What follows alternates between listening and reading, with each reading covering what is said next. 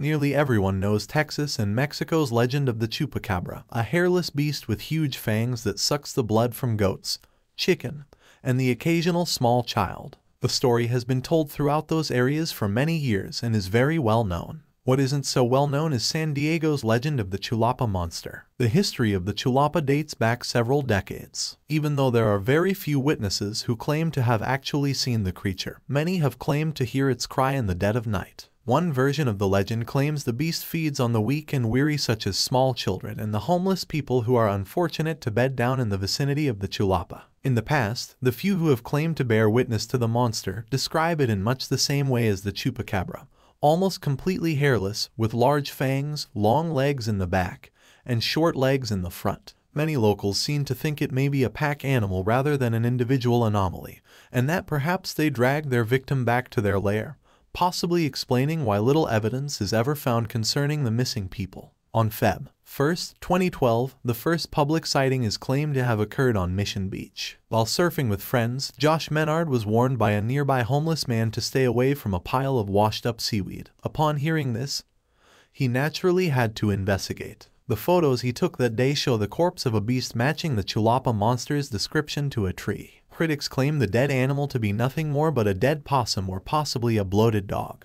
But true believers know the corpse is further proof of the existence of the terrifying Chulpa Monster.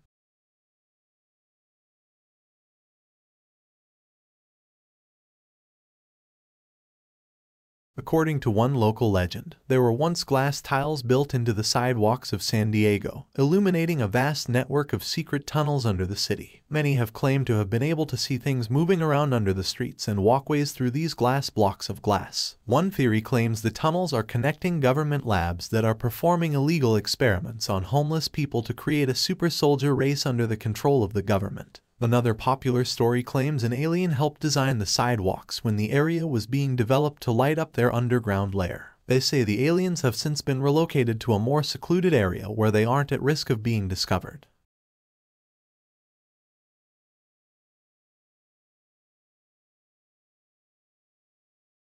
According to legend, the region is haunted by the native Indians who were murdered for not converting to Catholicism. Their spirits are believed to be lingering in unrest inside the depths of the canyon, waiting to get out. Many years later, Turnbull would become the site of numerous satanic rituals held by people who mysteriously disappeared. What was left behind from the ritualists were paranormal sightings and occurrences, reported by both locals and seriously spooked out hikers. Turnbull Canyon is also the site of other curious occurrences, like a teenager being electrocuted while exploring the ruins of an old asylum and a 1978 plane crash, which tragically took the lives of 29 people.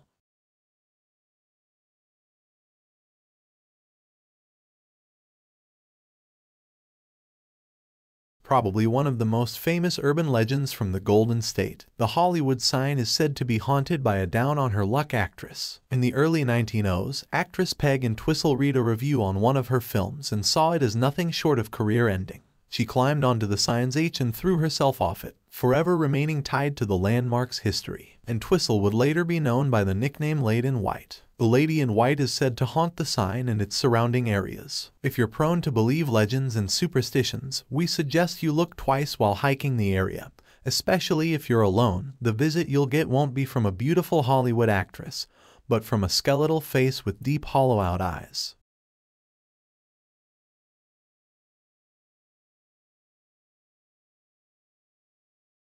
Legend has it that Elizabeth Lake just outside of Lancaster was created by Lucifer himself. Apparently the devil did not have rook to keep his pets, and the only way to give them refuge was by bringing to life this body of water. What's even scarier about this urban legend is the fact that an actual passageway to hell is believed to be found in Elizabeth Lake.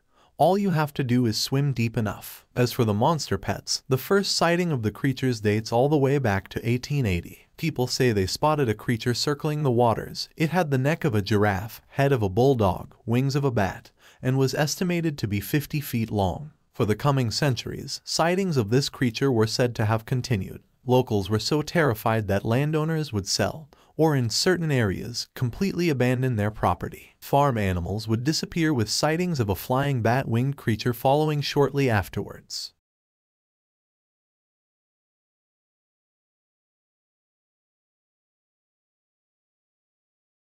Santa Monica Pier was not the only pier in La, but the New Pike was the place to hand out from the 1920s until the 1979 downfall of the amusement park that once brought people from all year around to enjoy some carnival games and rides. The Pike outlets have more history than people think when they pass through the historical site that once was New Pike. Employees at the Pike outlet stated to see a man walking around the outlet aimlessly, and when asked if he is doing fine, he walks away into another direction to avoid the employee. He believed by locals and historians who are aware of the history of Long Beach that the ghost roaming around is Elmer McCurdy, Wild West outlaw from Oklahoma, whose body was inside a funhouse attraction. His cadaver was rediscovered when the 1976 TV show The $6 Million Man was filming on site at the New Pike. A crew member bumped into the cadaver realizing that it appeared too real. After reporting the event to law enforcement, the Los Angeles coroner's office was able to verify that the body found was Elmer McCurdy. A family member of McCurdy claimed his body and laid him to rest at Summit Cemetery in Oklahoma.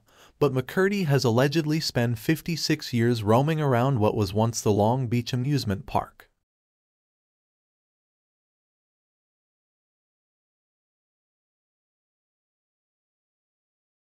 You know what they say, the best urban legends are the ones that take place in, on, or around a lake. Well, at least those who know the Stowe Lake ghost do. Located within Golden Gate Park, Stowe Lake is said to be haunted by the spirit of a woman who drowned there many years ago. According to the story, the woman, referred to as the White Lady, was trying to save her child when she met her untimely demise. She's believed to wander the edges of Stowe Lake today, searching for her baby. If you're the fearless type, you can try to summon the ghost by calling out, White Lady, I have your baby." This chant is to be repeated 3 times. If White Lady believes you, she will appear and ask for you to give her baby back.